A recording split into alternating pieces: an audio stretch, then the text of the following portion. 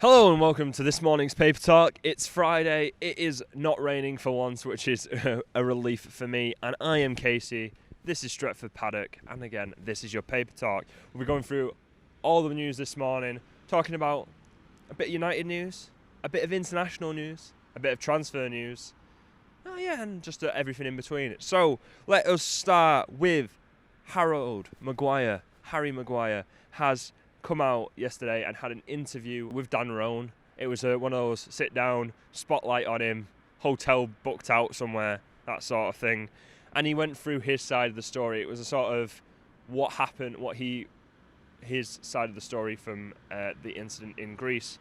So obviously there's been a lot said about Harry Maguire. He went to court, the Greek court found him guilty, but of course he has now appealed that verdict, and in Greek law that means that he is currently innocent and without a criminal record because it annuls the last verdict. So Harry Maguire said that it was a horrible experience. He gave his side of the story. He said that he felt like he was being kidnapped. Obviously his sister was injected with something. He was kicked on the legs by police. He says he was kicked, and he said that he was in fear and panic and all that sort of thing. So he said that the bribery reports are ridiculous, and also one of the major things that came out of it was when said, would he apologise? He said, an apology is something when you have done something wrong. Now, this is a big thing because the Greek prosecutor said that he seemed very infuriated by the situation. We said if Harry Maguire was there and had apologised, then maybe the court verdict would have gone differently, which I think is a very interesting statement in itself, because also, in a sense, he also said that because of who Harry Maguire was, he wasn't getting preferential treatment. It wasn't anything to do with that yet. Some cases that apparently charges that would constitute multiple years in prison, which I would have seen, like bribery, hitting a police officer, assaulting someone, multiple attempts of bribery, apparently got downgraded to a misdemeanor. So yeah, it was a very interesting case, but apparently Harry Maguire is going to go to the retrial. He is going to put forward his case, and he's going to hopefully put forward more evidence to try and prove his innocence in another court, and that is still in the air. But because of this, he's staying United captain. Apparently there are no plans to remove him as United captain, but he has been dropped from the England squad. But Gareth Southgate has said that he may return. It isn't a permanent thing. It may just be as an example for what was happening at the moment. Moving on to people dropped from international, see what I hinted at the start. Paul Pogba has tested positive for coronavirus, according to his manager, Didier Deschamps. Now, Didier Deschamps came out and said that he had tested positive for coronavirus, and that his place was going to be replaced by Eduardo Camavinga, who has been linked with United in the past. Obviously a very young French talent who's been doing very well for runs in the French league. United have apparently been looking at him and seeing him as maybe a replacement for Paul Pogba in the future, but in the squad he is now a replacement.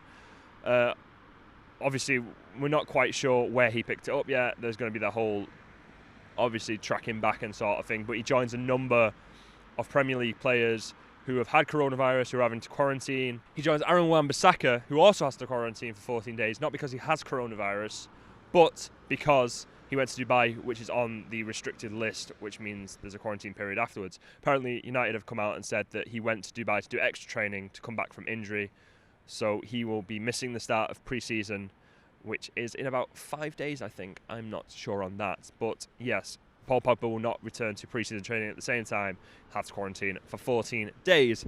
Now, moving on to some transfer news. Now, this comes from Marca, so you have to take it with a pinch of salt, but United are apparently interested in the left-back Sergio Reguilon. Now, Sergio Reguilon has been on loan at Sevilla this season, obviously winning the Europa League and being in the team that knocked Manchester United out of the semi-final 2-1. Sergio Reguilon is an attacking left-back. He's got forward this season, chipping in with 3 goals, 5 assists, 1.5 key passes per 90. That obviously includes crosses and passes into the box, and 3.4 tackles and interceptions, showing he is tactically adept. defensively adept. Sorry, my bad. Apparently available, Madrid will look to sell him for around 20 to 25 million euros. And this seems to cut down price for one player who was considered the best left back in La Liga last season and also one of the best young talents in Europe. But this may be because Madrid spent big money on Phil and Mendy last season and also still have Marcelo on the books. So they may be looking to ship them out. Same as Achraf Hakimi, who anyone would have probably fit into that Madrid team very well. He was sent out to Inter. It seems Madrid are making use of that academy to generate funds, which could lead to other stars leaving. We don't know yet. That United could be interested in, like Martin Odegaard, maybe. We don't know. We'll have to see. I'm just throwing names out here that United could sign because please sign someone. It hurts me inside. But anyway, moving on from that, I don't know if United are interested in. You obviously have to take Marca with a pinch of salt because they haven't been that reliable in the past. But for 18 million, I think he'd be a definite upgrade on our options. He's obviously better going forward than Luke Shaw or Brandon Williams, and he seems to have that defensive attributes and obviously has that winning mentality that United want to instill in their squad while still being young. So I think he's a perfect and very he fits the United profile that they're looking for. But whether we go for him is still yet to see. Moving on to a bit of Sancho news, because obviously Sancho isn't seeming to go away anytime soon. Jamie Jackson has said that United are still interested in Sancho but are ready to dig in for the long game and has reached a stalemate. What that means, I don't know. I really hope it doesn't mean that we're going to wait till the end of the season or a week left and submit the money they wanted, because I don't think Dortmund will accept that. I think Dortmund obviously want time to look for a replacement. Obviously, they've had touted of Depay. They've had other such options linked to them. But the Jadon Sancho situation seems to be drawing on. And I think that United either need to make the bid or move on. I've said it before, and I've said on Twitter, and I've said in the past, United seems to have tunnel vision when it comes to their targets. They have this big scouting system that we spoke about yesterday on the Devils podcast, if you want to have a look. Carl Anker spoke about how United have the black box, which they have 50 targets that then whittle down to 10, then they whittle down to 1. That's how they had Wan-Bissaka. We heard that there was upwards of hundreds of right-backs that United were linked with or had scouted. But they seem to be, when they get that one target in mind, they forget about all the scouting they've done. They forget about all the other targets they've identified. And they seem to go through tunnel vision of just looking at that one target. And I think that's what's happening with Jadon Sancho.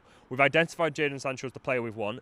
Solskjaer wants him, but we're not willing to pay the money. So we're just focusing on him and trying to whittle him down the price instead of being like, well, maybe we can't get Sancho, but let's try and set a deal in place for maybe 2-3 other targets for who we want, who will fit the profile. And then if it doesn't go through, we're not left in a situation where we sign no one and Chelsea, who were our nearest rivals last season, or like our nearest team last season on the same points, but we were higher by goal difference, have gone out and signed Ben Chilwell, look at Malang Sarr, Werner, Ziyech, now looking like Thiago Silva and Kai Havertz will follow him through the door. They've upgraded their team massively, whereas we've seemed to have stuck where we were last season. So I think that United need to get a move on with that deal, but that's my own personal opinion. Leave it in the comments what you think, whether we should move on from Sancho or whether we should just put the money in and see what happens. That's all we have time for on this paper talk, this sort of roundup of the news. I've been Casey. We'll be here at the same time tomorrow. Steve's doing the news tomorrow, so make sure you tune in for obviously his thoughts on all the news that's coming through. But thanks for tuning in, and I'll see you next time.